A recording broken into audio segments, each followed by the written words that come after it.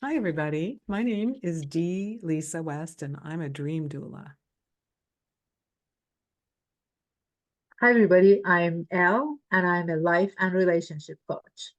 Elle, so glad to have you here today. And Thank I would you. love to hear more about your life and relationship coaching. And I know that we talked earlier about how what you love to think about, talk about, and help your clients with is limiting beliefs. So let's dive right into what is limiting belief and how do we know we have it? Because aren't they subconscious?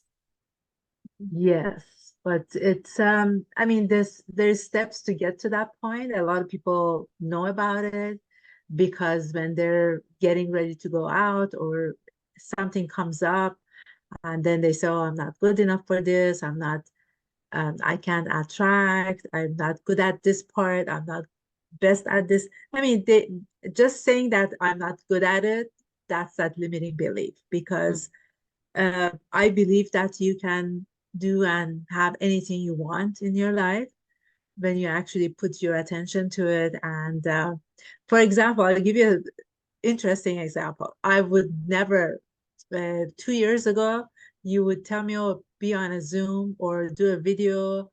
I said, oh, no way, I'm not going to do that.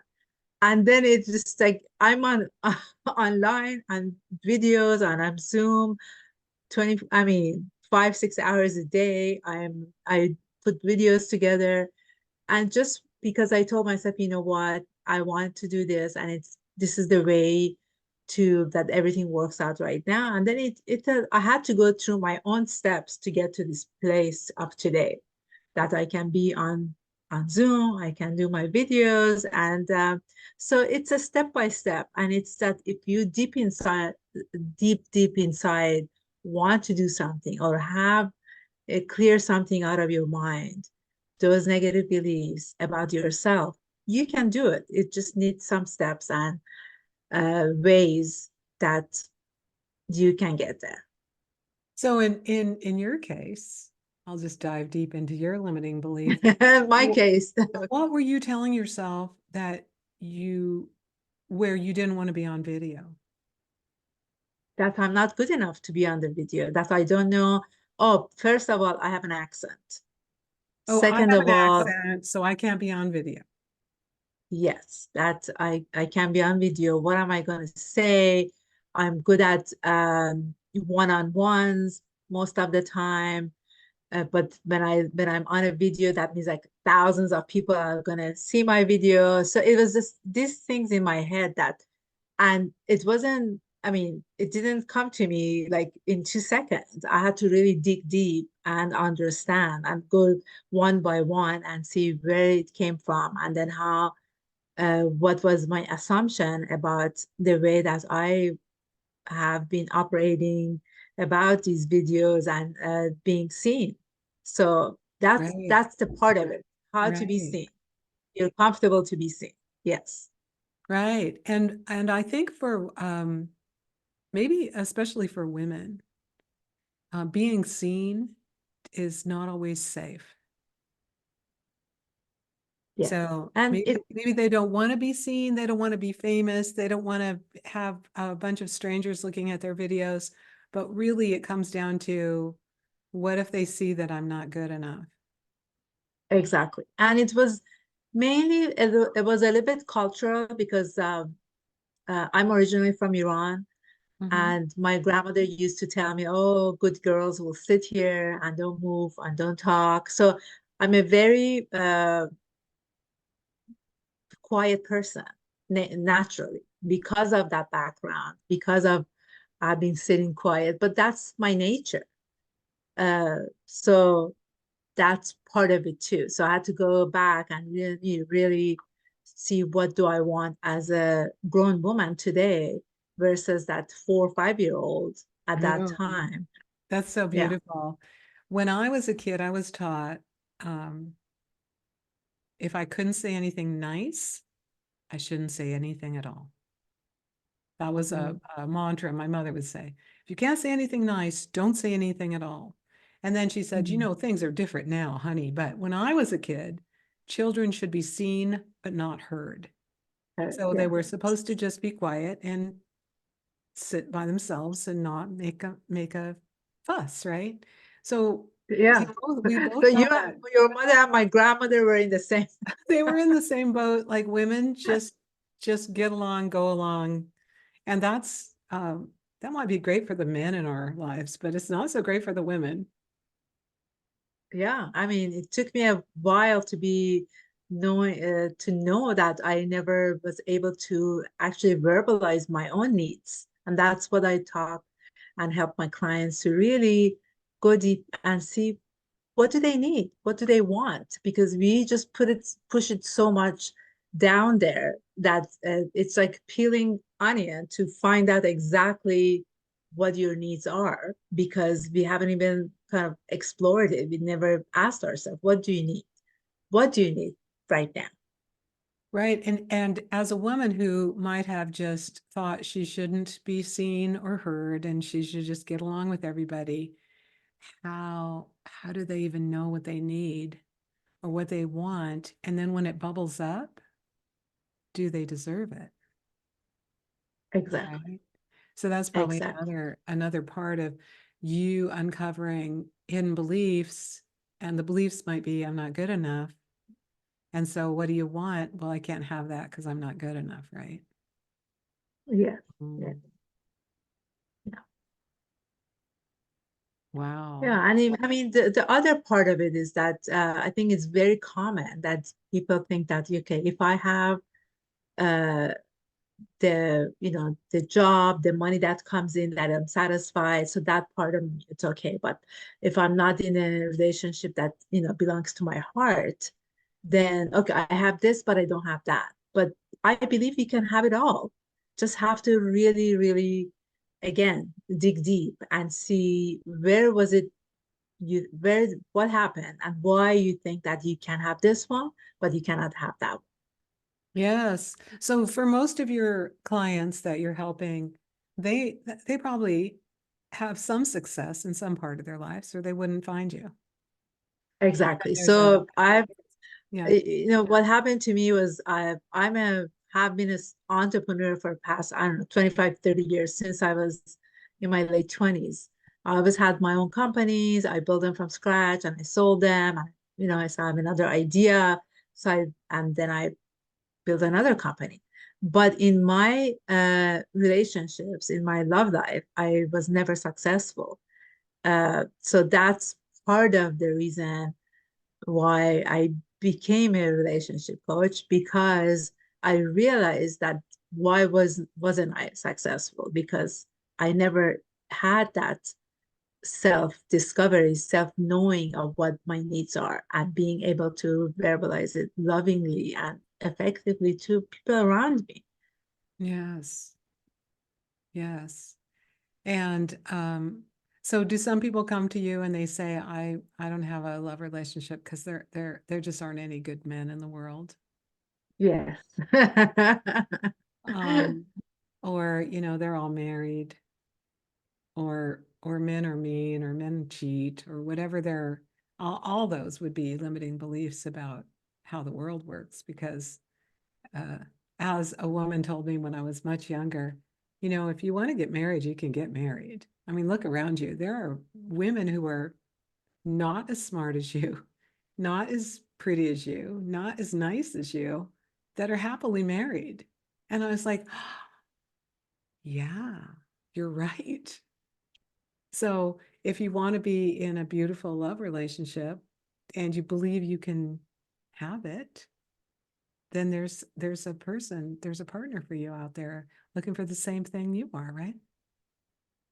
Yeah, exactly. And I look at it this way that I help my clients find and, attract their life partner, because it's not just being in a love relationship, but what do you want in life? Because it's very important that you start from a space of understanding each other, that your goal in life it's aligned with each other. Um, if not, in the long run, if you don't work on it, then it won't last. that relationship won't last, because if people want different things in their life, but they're attracted to each other, you know, they come from the same place, but they don't have that life aspiration, then it's not going to work as a life partner to me. Do you have people, because these were there was like 7 areas, I don't know, 7 areas of life that you should be in alignment with a life partner. One was politics. One was how you run your finances. One was how you might raise your children if you're in that time of life. Although I do know couples that disagree on politics and they get along okay. Yeah, I was just going to say that politics is different because, I mean, if you don't like politics, I don't like politics. So, and your partner has some ideas about this and that part, then if you're, confident enough that he or she can go and do and like see different part of the politics that he's interested in, she's interested in, and you're doing your other, I mean, if it's not the number one um on your list, then that's okay. If it's number 10, but number one has to be honest. Mm. Number two has to be, I mean, there's so many other things that sometimes it's more important in a relationship with people, that they're numbers that you can see. That, I mean, I had a client who smoking a cigarette or cigars was a deal breaker for her. So that was that for her. But sometimes people say, okay, you want to smoke your cigarette or cigars occasionally, once in a while, fine. Right. So smoking was out. No smokers. I suppose the same would be true from someone who's maybe a recovering alcoholic. They would not want to live with someone who drinks, right? Yeah, on an everyday basis, yes. Yeah, yeah. And then there'd be the vegans versus the meat eaters. That might be hard Uh, to. I have seen people who live, Mhm. not to that extent of, yeah, but Yeah. it's just all about knowing yourself and knowing what you want, and knowing that what are those deal, if it's a deal breaker, then it's not going to work. Mm. Do you have people invite you to their weddings after you've worked with them? Yes, occasionally. I think that's sweet. Oh, And so listen, tell, I go ahead. sorry, I have people that after going through this and understanding, they say, "Oh, you know what, I'm happy where I am." Oh, they're happy being Uh, single, in other words. yeah. Mm. So because they want to travel, they want to do this, they have, set of friends that they always together, whatever they want, if that's what they want, that's fine. But understanding that you have the choice, and you can, really go toward exactly what you want in life, it's amazing. Yes, the idea that you can have what you want in life is so anti everything we're fed in the news and in media that's trying to tell us we don't have what we want in life, so we better buy this, this, and that, right? Exactly. You Yeah. don't have Yeah. it, but this will make you happy. The next car, the next outfit, the next appliance in your house. So it's very anti what we're being fed in the media all day long to say, I can have what I want and I can be what I want. And I heard this recently. Tell me if you agree. You don't get what you want in life, but you get who you are. Are exactly. Yeah. That's why the self-discovery is essential, the foundation of understanding who you are. And then from that space, and then the second one is self-love. I mean, that's the limiting belief. Is a lot of, I had clients, and this is one exercise that I give all my clients. when you wake up in the morning, look in the mirror and look into your eyes and tell yourself that I love you. Oh, A lot of people, a lot of people cannot do that because there is the negative beliefs about themselves. There's some shame from the past. There's a bunch of stuff, and we have to clear that. I had a client, it took him uh, almost 3, 4 weeks to being able to do that. so, Yeah. so he would get up in the morning, he would go to the mirror and he just couldn't say the words. Or he said the words and he didn't believe it. No, he couldn't say it. He He couldn't couldn't. say it. Yeah, it would very became very sad. Oh, yes, because of course his higher self wants to love the human that's trying so hard to be okay, right? Mhm. Yeah, yeah.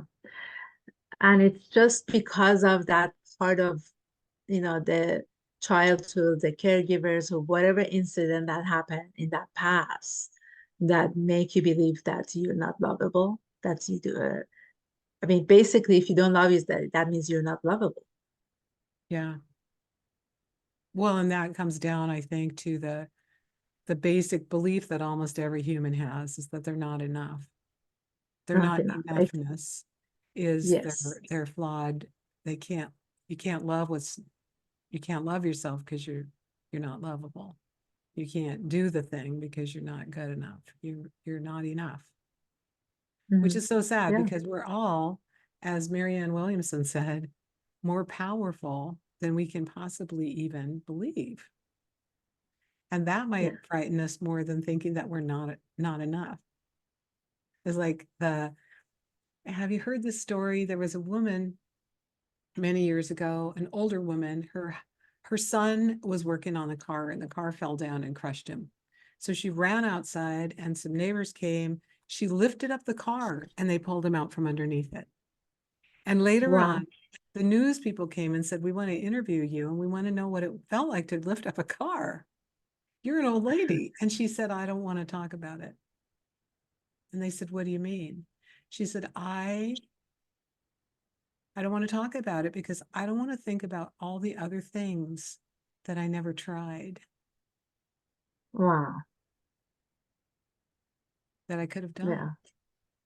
And so we never know what we could have tried that we never tried because we told ourselves we couldn't do it. Maybe we could. Yeah. Yeah. We're not capable. Yeah. That's what we think of ourselves a lot of times. Yeah. Yeah. So I love that exercise so much. I think Louise Hay wrote about it in one of her books, but the mirror exercise, you look in the mirror first thing in the morning and you say, "I love you," to yourself. Do you say it more than Yes. Yeah. once? Or just once? Do you say it more than once? Or you say it till you believe it? What? As many times you want to say it. Okay. It's, I mean, when you look into your eyes, go deeper. I mean, that's, learned that exercise from Louise Hay. Yeah. And it's just, I did it a few years ago when I was studying this work. And I said, oh my God, I understand why she is giving this exercise. And I started giving it to my clients, and I realized that it works because I did it for myself, and then when my clients will do it and come back and we had a conversation. Some people could do it right away, maybe once or twice they couldn't, and afterwards, as we have that, because when you sometimes it's more works more beneficial for you when you have like a coach, a friend, or somebody that you trust, that you can process this with them, Mm. Right. and then it will, it happens easier for you, it becomes faster, and then you can, you're able to go deeper and understand why you have those negative beliefs. Yeah, because if you're staring at yourself in the mirror and you're saying, "I love you," I think there's another voice that's going to shout back at you and say, "No, you don't." Yeah, so I have other exercises that I do with my Mm. client. We have a visualization exercise we do. We have the exercise about understanding the younger self. and the adult self and how they're connected and what, it's going deep, basically. Oh, that sounds beautiful. Well, tell us, Elle, how people can find you and do work with you. Do you want, um, and what kind of clients that you would love to have? It's the clients that are really open to change, to understand and know that that's their next step for themselves in life, because they have to be willing to open themselves up and know that there are possibilities, that there is a possibility that is out there, that they can open themselves up and find that or attract that ideal partner for themselves. But it starts with that work that you have to do on themselves. Um, so, oh, my website is heartcoaching.org. And I'm actually have a self-discovery journal that I can give complimentary to the listeners here. And it's a few pages that I suggest for them to sit down when they have free time and really want to sit down and see exactly, just answer those questions on a notebook or notepad or whatever, and just go deep and understand, uh, kind of be your own friend, because then you will know more about yourself and you sit there and discover deeply who you are and what you want in your life. Oh, I love it. Thank you so much for chatting with me today. And I'll put how to connect with you in the show notes. Okay, no problem. And Oh, by the way, if- I have a workshop coming up okay. on February 15th, that actually I'm going to talk about self-love, self-discovery, and limiting beliefs, and give some pointers of how to do the exercises on their own. So I will also give that link to you so they can just sign up and Oh, come to the beautiful. workshop. Beautiful. So I'll make sure that we go this recording goes on in the next few days so that people have time to sign up for your February 15th, 2024 workshop. And is it during the day? 2 p.m. Pacific time. Okay, great. Beautiful, Elle. Thanks for your time Thank today and you. your wisdom. I Oh, really appreciate you. thank you, Delisa. Beautiful. I appreciate you being here and chatting with me. Thanks.